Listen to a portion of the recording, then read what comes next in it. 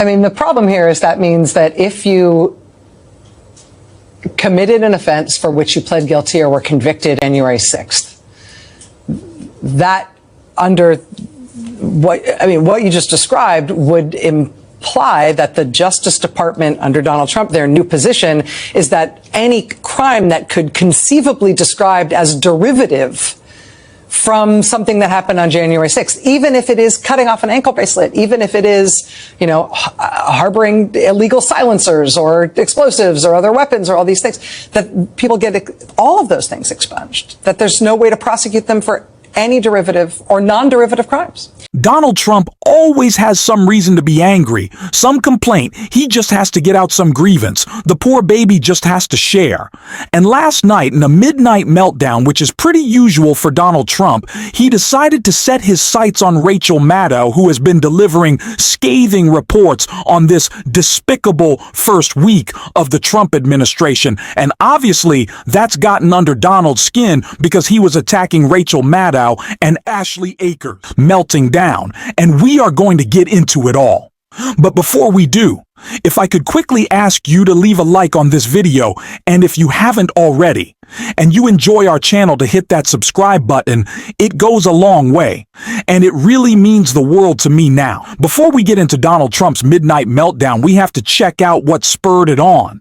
And it was an interview with Rachel Maddow and former prosecutor Ashley Akers talking about Donald Trump's pardons, and I want to get into it right here. Justice Department sentencing memo that was filed in court last year, quote, defendant Christopher Joseph Quaglin was among the most violent of the January 6 rioters. He viciously assaulted numerous officers, and this court convicted him of 6 counts of assault, 2 counts of robbery, obstruction of the congressional certification vote, and other offenses. On at least a dozen occasions, he stood face to face with officers as he screamed at, pushed with outstretched arms, punched, swatted, and slapped officers, pushed bike racks into officers, and even choked one officer to the ground.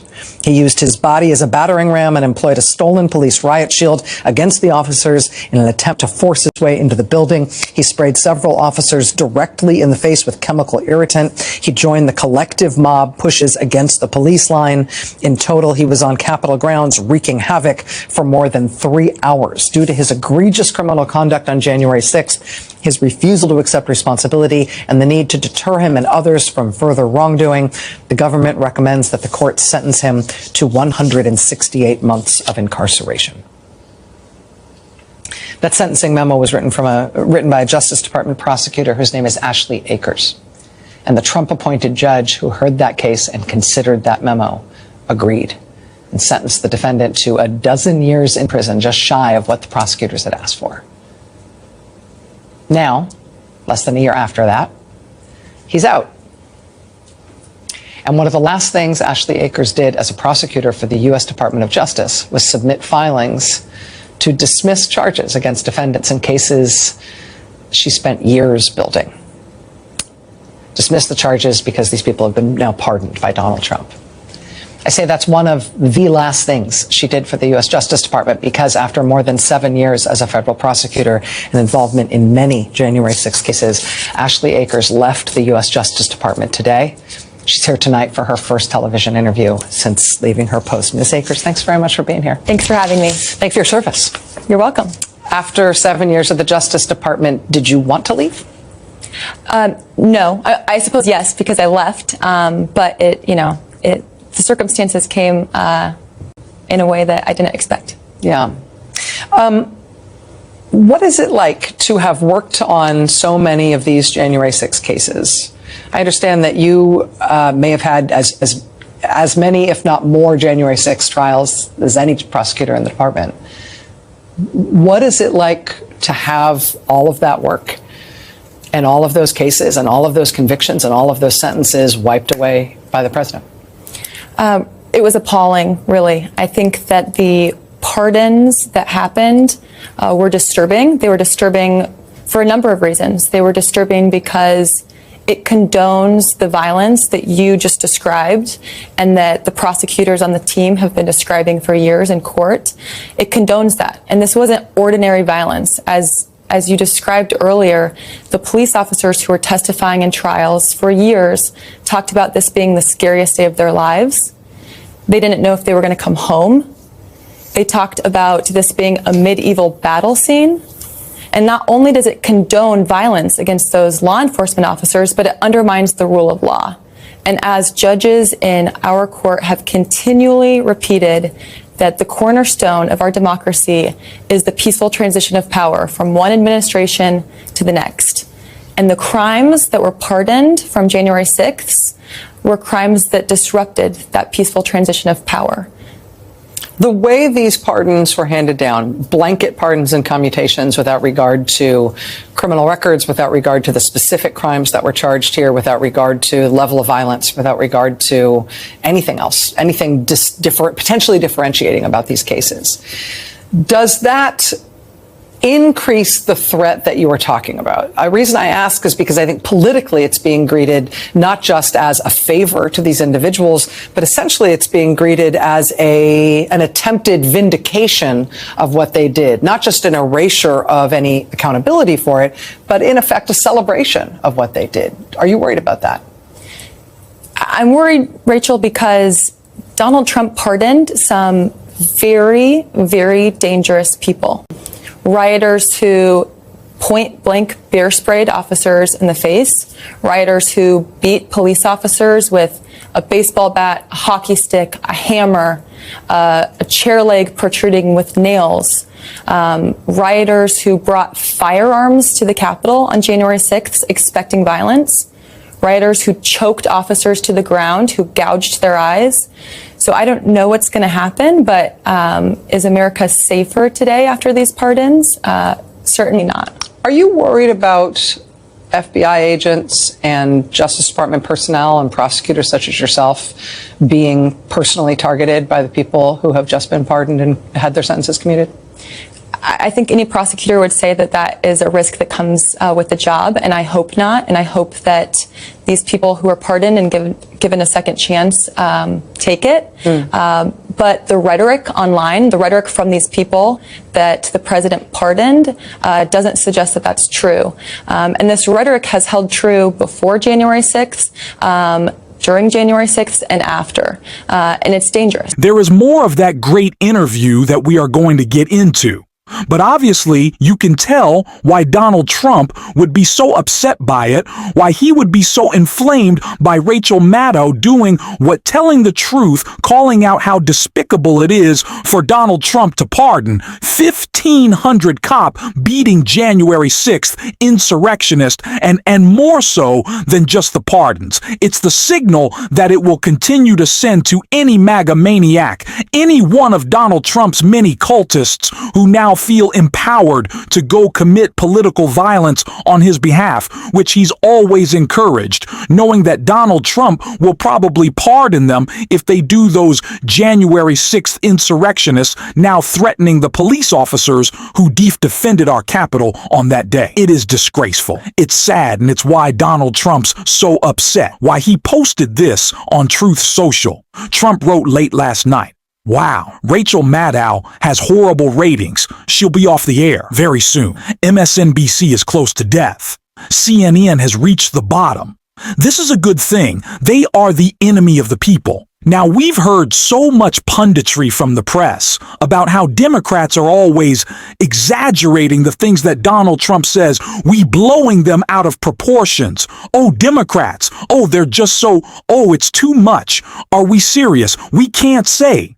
That Donald Trump saying that Rachel Maddow is the enemy of the people doesn't mean something different now, like I said a bit ago, when he has already excused, accepted, and pardoned political violence on his behalf. What is that? An instruction to do. Donald Trump calling Rachel Maddow the enemy of the people when he said it about Mike Pence. We saw what happened. We remember it was on television. Pretty clear pictures, thousands of hours of footage that Donald Trump wants gone. That's scary. That's the instruction that Donald Trump is given to his cultist. We have to take it seriously. We do. And it's why Rachel Maddow is doing such a great job calling it out. And the reason I want to get into more of that interview Of the president's pardon. I mean, the problem here is that means that if you committed an offense for which you pled guilty or were convicted January 6th, that under what you just described would imply that the Justice Department under Donald Trump, their new position is that any crime that could conceivably described as derivative from something that happened on January 6th, even if it is cutting off an ankle bracelet, even if it is, harboring illegal silencers or explosives or other weapons or all these things, that people get all of those things expunged, that there's no way to prosecute them for any derivative or non-derivative crimes. I don't know if the department's going to go that far, but the evidence that we have now, based on the filings of the department, there are 2 cases where the department is moving to dismiss in its entirety defendants' cases who have fled the FBI and the court's jurisdiction. The Justice Department, people who work at the Justice Department, career staff of the department, and staffers sort of at all levels have been given a bit of a shock to the system, not just with the change in leadership this week, but also with I think what were some unexpected decisions, one of which related to the DOJ honors program. You came to DOJ in the first place through the honors program. Can you explain what that is and what's just happened to that program? Yeah, it's devastating. What happened to the program was, I believe it was yesterday, all DOJ honors hires, recent hires, were sent a somewhat crude email informing them that they were no longer going to be hired at the department, although they had already been hired. These are people who already had an offer, already been hired. They had forewent law firm recruiting. They haven't been interviewing. They have jobs at the Department of Justice, or at least an offer of a job. They expected, anticipated to work there. And they were told this week that they no longer should expect that. It's devastating. One of the only ways to come into the Department of Justice as a young lawyer is through the honors program. It's an incredibly prestigious program. It's hard to get in. The people who come in are very bright attorneys. And so for those attorneys, top of their class, have all the awards, have all the credentials, decided not to go to a law firm, decided not to make all the money. They wanted to be public servants, and they were hired as such. And now, unfortunately, they're going to have to find something else. We're also seeing senior career staffers at the Justice Department, including people who have been seen as sort of the infrastructure of the department in terms of some of the most complex areas of the law work, essentially shunted into all seemingly into the same office where they're all being told they're now going to work on prosecuting sanctuary cities or something, going after local jurisdictions that have proclaimed themselves to be opposed to the administration's approach to immigration law enforcement. What do you think the impact of that will be? The intention seems to be to try to make all of those senior people quit. That seems to be the intention. I think on the ground in this last week, what it's done is it's just terrified people. Everyone is worried if they're going to be fired or moved. If the goal was to make the department more efficient, I think this had the contrary effect. It's also, I mean, in my assessment, and I'm not part of this, but it's nonsensical. You have people who are subject matter experts in certain sections who have committed their lives to litigating certain subject matters, and to pull them and to put them in a different unrelated section where they have no experience, no involvement, probably no interest, seems contrary to the mission of the department. Yeah, and it seems deliberately intended to both insult and wound the department in this transition period. Ms. Akers, 7 years at the Justice Department. You charged dozens of cases related to January 6th. You had 14 trials, I believe, related to January 6th. You've done a real service to the country at the Justice Department. I'm interested to see what you do next. I'm sorry you had to leave under these terms, but thank you for coming here first. This is an incredibly frightening time when we see this capitulation from the mainstream press, although there are those who are not doing so. Folks at MSNBC doing a great job, but CNN, ABC, CBS pending the need to Donald Trump refusing to give the coverage that is deserved. How despicable the beginning of his administration is. Obviously the corporate, the billionaire class, all bending the knee, giving Donald Trump whatever he wants. CEOs of information platforms, making sure those algorithms are nice and catered to Donald Trump. But it's that controls the media, that controls the information CEOs. Donald Trump took them back pocket, but it's liberals. Okay? I'm not going to buy that.